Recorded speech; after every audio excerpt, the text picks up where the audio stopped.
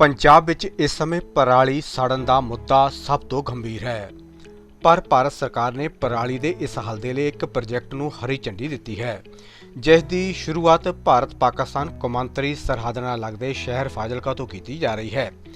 ਫਾਜ਼ਿਲਕਾ ਵਿੱਚ ਝੋਨੇ ਦੀ ਪਰਾਲੀ ਤੋਂ ਬਾਇਓ ਖਾਦ ਬਣਾਈ ਜਾਏਗੀ ਤੇ ਭਾਰਤ ਦੇ ਇਸ ਪਹਿਲੇ ਪ੍ਰੋਜੈਕਟ ਨੂੰ ਭਾਰਤ ਸਰਕਾਰ ਵੱਲੋਂ ਮਾਨਤਾ ਦਿੱਤੀ ਗਈ ਹੈ। ਅੱਜ ਫਾਜ਼ਿਲਕਾ ਵਿੱਚ ਇਸ ਸੰਬੰਧੀ ਕਿਸਾਨਾਂ ਨੂੰ ਜਾਗਰੂਕ ਕਰਨ ਦੇ ਲਈ ਪ੍ਰਸ਼ਾਸਨ ਵੱਲੋਂ ਇੱਕ ਜਾਗਰੂਕਤਾ ਕੈਂਪ ਦਾ ਆਯੋਜਨ ਕੀਤਾ ਗਿਆ, ਜਿਸ ਵਿੱਚ ਖੇਤੀਬਾੜੀ ਮੰਤਰਾਲਾ ਦੇ ਵਿਗਿਆਨੀ ਡਾਕਟਰ ਨਵੇਂਦੂ ਗੁਪਤਾ ਨੇ ਖਾਸ ਤੌਰ ਤੇ ਸ਼ਿਰਕਤ ਕੀਤੀ। ਇਸ ਮੌਕੇ ਇਸ ਪਲਾਂਟ ਸੰਪੂਰਨ ਐਗਰੀ ਵੈਂਚਰ ਫਾਜ਼ਿਲਕਾ ਦੇ ਇੰਜੀਨੀਅਰ ਸੰਜੀਵ ਨਾਗਪਾਲ, SDM ਖੇਤੀਬਾੜੀ ਮਹਿਕਮੇ ਦੇ ਅਧਿਕਾਰੀ ਤੇ ਮਾਹਰ ਤੋਂ ਇਲਾਵਾ ਕਿਸਾਨ ਹਾਜ਼ਰ ਸਨ। ਡਾਕਟਰ ਨਵੇਂਦੂ ਗੁਪਤਾ ਦਾ ਕਹਿਣਾ ਹੈ ਕਿ ਪਰਾਲੀ ਦੇ ਨਾਲ ਤਿਆਰ ਹੋਣ ਵਾਲੀ ਬਾਇਓ ਖਾਦ ਬਿਜਲੀ ਦੇ ਇਸ ਪ੍ਰੋਜੈਕਟ ਦੇ ਨਾਲ ਕਿਸਾਨਾਂ ਨੂੰ ਪਰਾਲੀ ਦੀ ਨਾੜ ਨੂੰ ਅੱਗ ਲਾਉਣ ਤੋਂ ਛੁਟਕਾਰਾ ਮਿਲੇਗਾ। ਉੱਥੇ ਆਪ ਆਪਣੀ ਆਉਣ ਵਾਲੀ ਪੀੜ੍ਹੀ ਨੂੰ ਜ਼ਹਿਰ ਮੁਕਤ ਫਸਲਾਂ ਦੇ ਕੇ ਉਹਨਾਂ ਨੂੰ ਬਚਾ ਸਕਦੇ ਹਾਂ।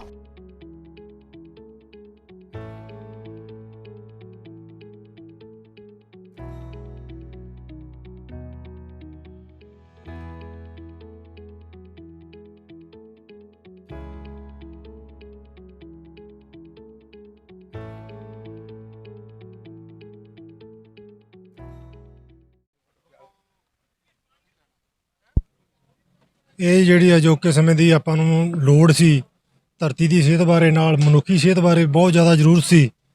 ਤੇ ਜੋ ਆਪਾਂ ਨੂੰ ਆਪਣੇ ਅਤਿਥੀ ਆਏ ਨੇ ਉਹਨਾਂ ਨੇ ਕਾਫੀ ਅੱਛਾ ਦੱਸਿਆ, ਧਰਤੀ ਦੀ ਸਿਹਤ ਕਿਸ ਤਰ੍ਹਾਂ ਸੁਧਰੂਗੀ, ਉਸ ਤੋਂ ਬਾਅਦ ਆਪਣੀ ਸਿਹਤ ਕਿਸ ਤਰ੍ਹਾਂ ਸੁਧਰੂਗੀ, ਉਹਨੂੰ ਆਪਾਂ ਬਾਇਓ ਵਿੱਚ ਕਿਵੇਂ ਲੈ ਕੇ ਜਾਣਾ ਹੈ, ਕਿਹੜੇ ਕਿਹੜੇ ਖੇਤੀ ਤੱਤਾਂ ਦੀ ਘਾਟ ਹੈ ਜਿੰਦੇ ਕਰਕੇ ਆਪਣੀਆਂ ਜਿਹੜੀ ਫਸਲ ਪ੍ਰੋਡਕਸ਼ਨ ਹੈ ਘਟ ਰਹੀ ਹੈ ਤੇ ਆਪਣੀ ਗਰੋਥ ਘਟ ਰਹੀ ਹੈ, ਉਹਨੂੰ ਵਧਾਉਣ ਵਾਸਤੇ ਕਿਸ ਤਰ੍ਹਾਂ ਉਪਰਾਲੇ ਪਠਾਣੇ ਆ ਜੀ। ਡਾਕਟਰ ਨੇ ਬਹੁਤ ਵਧੀਆ, ਖੇਤੀਬਾੜੀ ਅਫਸਰ ਸਾਹਿਬਾਨ ਨੇ ਬਹੁਤ ਵਧੀਆ ਦੱਸਿਆ, ਸਾਨੂੰ ਕਾਫੀ ਜਾਣਕਾਰੀ ਮਿਲੀ।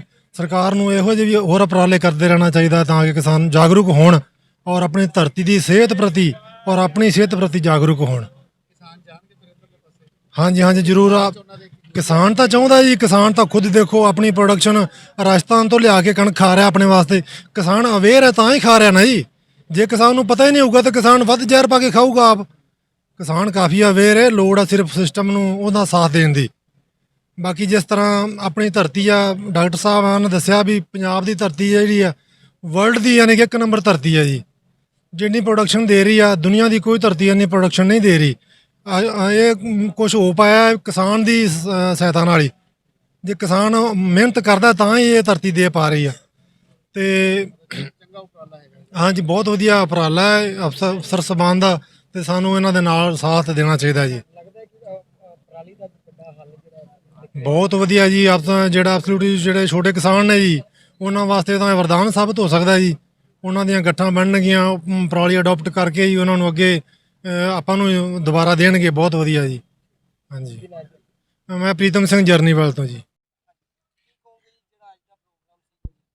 ਇਹ ਅੱਜ ਦਾ ਜਿਹੜਾ ਪ੍ਰੋਗਰਾਮ ਸੀਗਾ ਇਹ ਸਮੇਂ ਦੀ ਮੰਗ ਦੇ ਮੁਤਾਬਿਕ ਬਹੁਤ ਵਧੀਆ ਪ੍ਰੋਗਰਾਮ ਸੀਗਾ ਕਿ ਜਿਹੜੀ ਸਾਡੀ ਧਰਤੀ ਦੀ ਆਰਗੈਨਿਕ ਸ਼ਕਤੀ ਜਿਹੜੀ ਖਤਮ ਹੋ ਰਹੀ ਹੈ, ਜਿਹੜੀ ਕਿਸੇ ਸਰੋਤ ਤੋਂ ਪੂਰੀ ਨਹੀਂ ਹੋ ਸਕਦੀ, ਉਹ ਸਿਰਫ ਕੁਦਰਤੀ ਜਿਹੜੀ ਬਨਸਪਤੀ ਹੈ ਉਸ ਤੋਂ ਹੀ ਉਹ ਹੋ ਸਕਦੀ ਹੈ।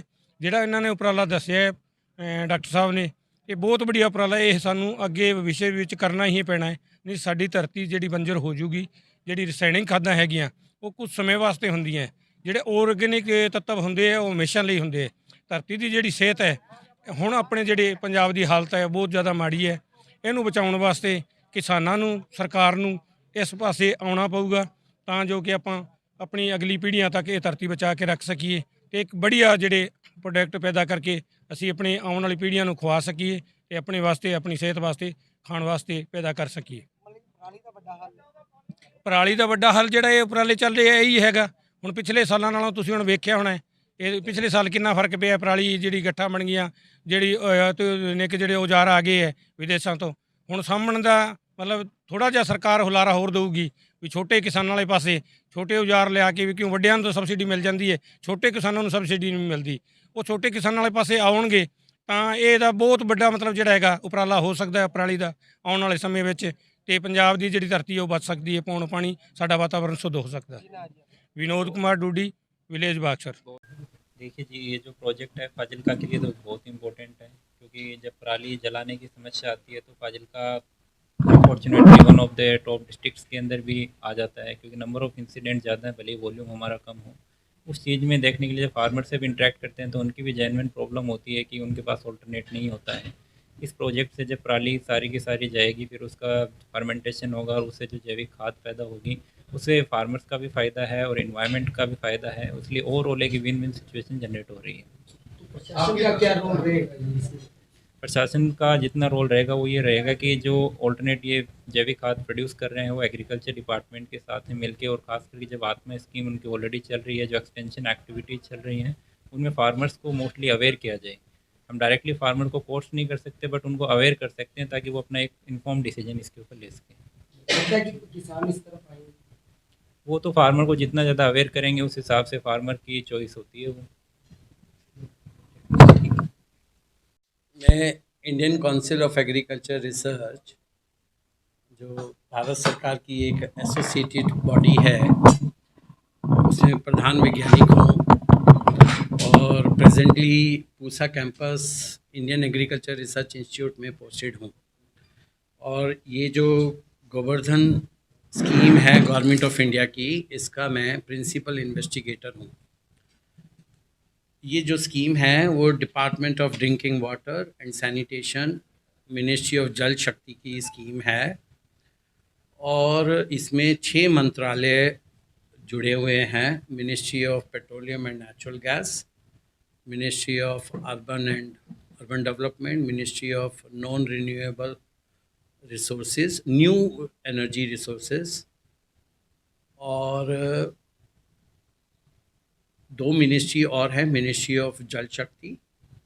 ये इन सब का कोऑर्डिनेशन जो है वो मिनिस्ट्री ऑफ जल शक्ति कर रही है। इस स्कीम में जो मेजर कंपोनेंट है वो है 500 सीबीजी प्लांट का देश के अंदर कमीशन करना, जिनमें से 75 plant municipal solid waste based होंगे और वो अर्बन एरिया में रहेंगे। अभी जो एग्जिस्टिंग प्लांट की सिचुएशन है वो 55 है। 10,000 करोड़ का भारत सरकार ने प्रोविज़न रखा है। इसी फाइनेंशियल ईयर में honourable minister of finance Shrimati Nirmala Sitharaman ने डिक्लेयर किया था पार्लियामेंट में, आपको मालूम होगा। तो इस स्कीम का जो मेन ऑब्जेक्टिव ये है कि स्वच्छ भारत मिशन, उसमें ग्रामीण की स्कीम है।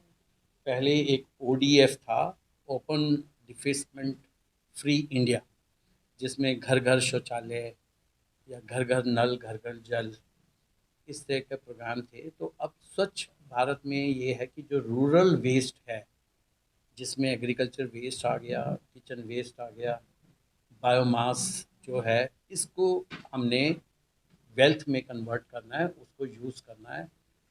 और बायोगैस टेक्नोलॉजी, जो बायोमिथेनेशन टेक्नोलॉजी है, वो टेस्टेड टेक्नोलॉजी है। अब अगर हम सीबीजी की बात करते हैं तो सीबीजी अकेली पैदा नहीं होगी, इसके साथ साथ बायोस्लरी भी निकलेगी। और अगर बायोस्लरी को ऑफटेक नहीं किया जाएगा तो सीबीजी भी नहीं चलेगी। कहाँ तक उसको हम स्टोर करेंगे किसी भी प्लांट में? तो इसके दोनों प्रोडक्ट जो हैं वो यूज़ है। सीबीजी इसलिए एसेंशियल हो गया क्योंकि वो सीएनजी में मिक्सिंग हो रहा है, 20% फ्यूल है, calorific value, high calorific value है, लार्जली मीथेन है, प्योरीफिकेशन के बाद वो 97% मीथेन हो जाती है। अब बायोस्लरी का जो एक ही ऑफ टेक है वो है फार्मर, क्योंकि उसकी ज़मीन एप्लीकेशन ही हो सकती है, कोई और उसमें एप्लीकेशन नहीं है। चाहे उसमें वैल्यू एडिशन करके आप न्यूट्रिएंट कंटेंट बढ़ा दें, एनरिचमेंट कर दें, और बेसिक जो आपका फार्मूलेशन रहेगा, जो base amount, high amount volume रहेगा, वो बायोस्लरी ही है। तो ये भारत सरकार इसको प्रमोट कर रही है। ऑर्गेनिक फार्मिंग, नेचुरल फार्मिंग, ये जो कंसेप्ट आ रहे हैं, इसके ऊपर काम किया जा रहा है ताकि सस्टेनेबल एग्रीकल्चर रहे। पॉपुलेशन हम 140 करोड़ अब हो चुके हैं, उनको तो फीड करना ही है। इसके अलावा आगे आने वाली जनरेशन का भी हेल्थ, ज़मीन की हेल्थ, सबका ध्यान रखा जाता है। भविष्य बहुत अच्छा है। ग्रीन एनर्जी, जो ग्रीन एनर्जी का भविष्य है वो सीबीजी का भविष्य है। अल्टीमेटली वन डे और दी अदर सीएनजी तो ख़त्म होने वाली है। तो जो कन्वेंशनल फ्यूल सोर्सेज हैं वो तो एग्जॉस्ट होंगे ही वन डे और दी अदर, तो इन्वायरमेंट तो क्लीन हो गई, आपकी एनर्जी भी क्लीन एनर्जी है, ऑर्गेनिक आपको प्रोड्यूस मिल रहा है, ये ऑर्गेनाइज्ड सेक्टर हो गया, इसको कहना चाहिए। एम्प्लॉयमेंट जनरेशन होगी, एम्प्लॉय वहीं के आ जाएंगे, जल्दी ट्रेनिंग हो जाएगी उनकी, ट्रेंड होंगे, काम होंगे। वहीं के फार्मर्स के ये बच्चे अगर आते हैं तो उनको एम्प्लॉयमेंट हो गई, उन्हीं की पराली आपने ले ली, उन्हीं से उन्होंने आपने कैटल डंक ले लिया, उन्हीं को अगर गैस दे दो, उन्हीं को अगर आप वापस दे दो, तो ये लाइफ साइकिल असेसमेंट अगर आप इसको देखेंगे तो ये विन विन सिचुएशन है। और हमारा ये मानना नहीं है कि उस लॉबी को ख़त्म करना है या उस फर्टिलाइज़र को आउटराइटली रिजेक्ट करना है, वो अपना अपनी जगह है, उनकी भी ज़रूरत थी, जब ज़रूरत थी तो थी, आज भी इनकी ज़रूरत है। अगर हमें प्रोड्यूस बना ज़्यादा लेना है तो हम यूरिया को सब्स्टिट्यूट नहीं कर सकते, डीएपी को सब्स्टिट्यूट नहीं कर सकते। हाँ, धीरे धीरे सप्लीमेंट जरूर कर सकते हैं, लेकिन अभी समय की ज़रूरत है। आपको अपनी ज़मीन बचानी है, आपको अपनी आगे की जनरेशन बचानी है, फॉरेन एक्सचेंज बचाना है, क्योंकि इतना खाद देश में तो प्रोड्यूस होता नहीं है। देखिए, फिर भी मुझे लगता है कि बहुत कुछ अभी कंट्रोल में हुआ है, अवेयरनेस बढ़ गई है, अभी काफ़ी बर्निंग कम हुई है। ऐसा मैं नहीं कहूँगा कि बिल्कुल ही 100% फ्री स्टेट हो गया, लेकिन जिस हिसाब से कार्यक्रम चल रहे हैं इसमें और तेज़ी लानी चाहिए, और जगह जगह, क्योंकि अब ये देखिए, अभी ये बिल्कुल राइट टाइम है, सोइंग का टाइम है, तो इस समय अगर कार्यक्रम होता है, एक्सटेंशन है, बाकी आपकी डिस्ट्रिक्ट की जिम्मेवारी है, साइंटिस्ट की जिम्मेवारी है, केवीकेज की जिम्मेवारी है, सबको अपनी जिम्मेवारी समझनी चाहिए और काम करना चाहिए आगे बढ़कर।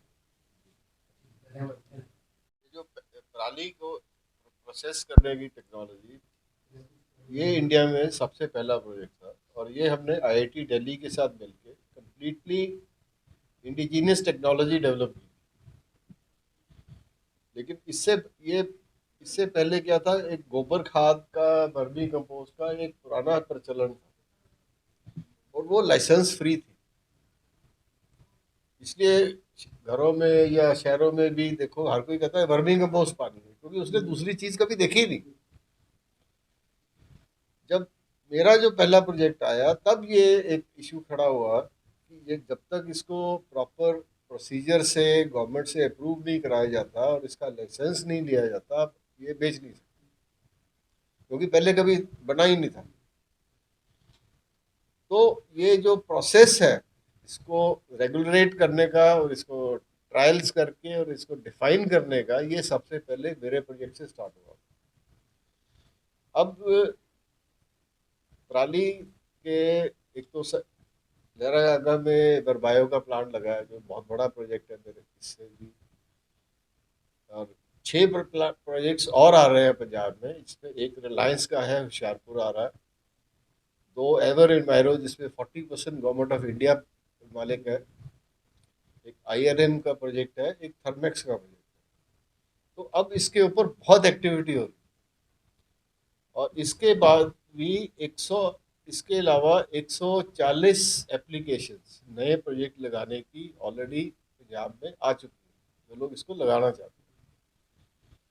क्योंकि जो गवर्नमेंट ऑफ इंडिया ने अब जो प्रोएक्टिव पॉलिसी ली है, एक तरफ तो उन्होंने गैस बायबैक की गारंटी दी, जो बैंकर्स को दिक्कत थी उसमें उन्होंने मार्केट रेट लिंक पे बैंक कंफर्टेबल नहीं है, और मिनिमम 15 साल की गारंटी मांग रहा हूँ, तो वो गवर्नमेंट ऑफ इंडिया ने वो सारा कुछ करके एक मिनिमम फ्लोर प्राइस 15 साल के लिए फिक्स कर दिया,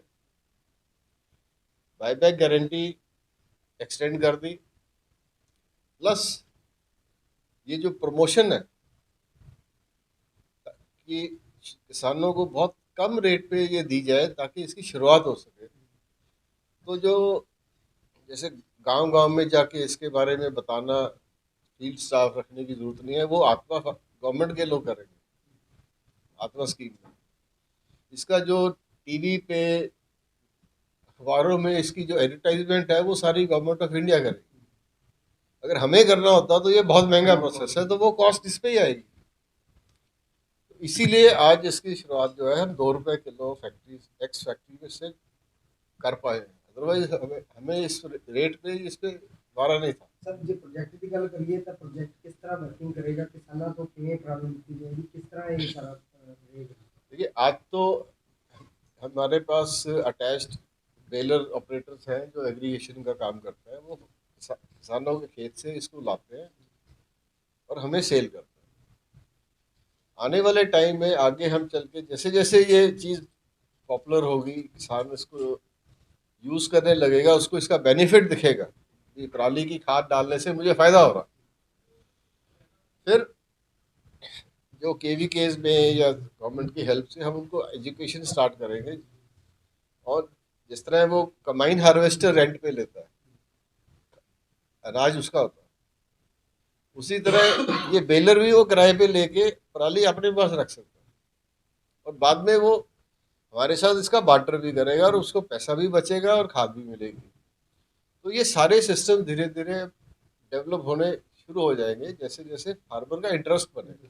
तो ये फॉर्मेट किस पे रहेगा, ये न्यूज़ जो है उसका या उसको दिक्कत है? दोनों। ये सॉलिड उसको खेती से पहले डालनी है, जब बिजाई करने से पहले। लिक्विड है जब उसको यूरिया डोज देता। आज की खेती जो क्या है, शॉर्ट ड्यूरेशन क्रॉप्स है, फास्ट ग्रोइंग। तो जब यूरिया उसको देते हैं तो वो सिर्फ नाइट्रोजन मिलता है उसको और प्लांट एकदम से ग्रो करता है। तो जैसे इंसान अगर सिर्फ रोटी खा के ग्रो करेगा तो वो बीमार होगा, उसे वो पौधा कमजोर रह जाता। उस वक्त साथ में अगर वो लिक्विड मेन्योर पानी के साथ, जब यूरिया के बाद पानी देना होता है उसके साथ मिला के दे तो उसको पूरे के पूरे 20 तत्व मिलेंगे पौधे को ग्रो करने के लिए और इंस्टेंट अवेलेबल। जैसे यूरिया का टीका है ना, उसी फॉर्म में चाहिए उसको, तभी वो ग्रो करे। तो लिक्विड का वो इफेक्ट है कि जो इंस्टेंट अवेलेबल न्यूट्रिएंट्स है यूरिया के साथ, यूरिया की ही स्पीड पे वो उसको लिक्विड से मिले। तो बैलेंस ग्रोथ होगा, प्लांट हेल्दी होगा, उसकी जो फूड है वो भी हेल्दी प्रोड्यूस होगा। ये इसका कॉन्सेप्ट।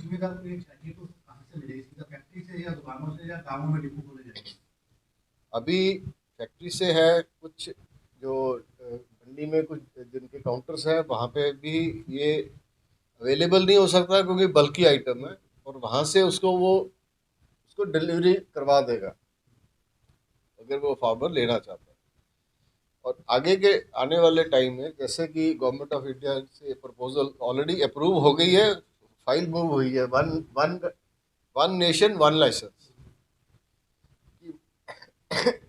तो हमें डिपोज खोलने के लिए फिर बार बार लाइसेंस लेने की जरूरत नहीं है। हम गांव में ही लोगों को, प्रोग्रेसिव फार्मर को, किसी को एक डिपो होल्डर बना सकते। तो वो प्रोसेस उसके एक बार वो फाइल अप्रूव हो जाती है, नोटिफिकेशन हो जाएगी, तो ये आइडियली गांव में डिपो ही बनने चाहिए।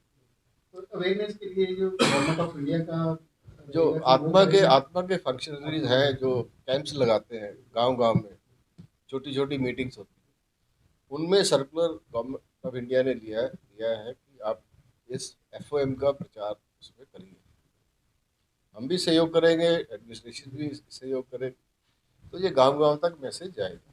किसानों को फायदा है वो जो दिमाग में उनके यूरिया को लेके ये यूरिया बंद जैसे अभी डॉक्टर गुप्ता जी ने बताया, रिप्लेस नहीं कर रहा है, लेकिन सिर्फ यूरिया से जो अनहेल्दी प्लांट हो रहा है उसको बराबर डोज बाकी मटेरियल साथ में मिले, ये उसका लिए। सर अब तक का जो आपका एक्सपीरियंस है शुरुआत से लेकर अब तक, तो जो नतीजे सामने हैं उसको लेकर आप किसानों से क्या अपील करना चाहेंगे? देखिए इसका जैसा कि मैंने कहा कि पहले जो भी फार्मर ने यूज़ किया है, जो मेरे साथ जुड़े हुए हैं, वो कंटिन्यूसली यूज़ कर रहे हैं, इसके बहुत अच्छे रिजल्ट्स हैं, लेकिन हम इसको पब्लिश नहीं कर पाते थे क्योंकि इलीगल एक्टिविटी कर रहे हैं। जब तक एग्रीकल्चर इनपुट के तौर पे इसको गवर्नमेंट ऑफ इंडिया मान्यता नहीं देती है, हम इसके बारे में बोल नहीं सकते, लेकिन रिजल्ट्स बहुत अच्छे हैं।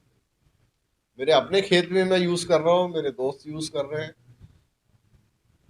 लेकिन अब क्योंकि वो मान्यता मिल गई है, अब हम खुल के बोलेंगे और खुल के लोग आपको भी दिखाएंगे, फील्ड विजिट भी कराएंगे, सब कुछ कराएंगे, पहले नहीं कर सकते। Thank you.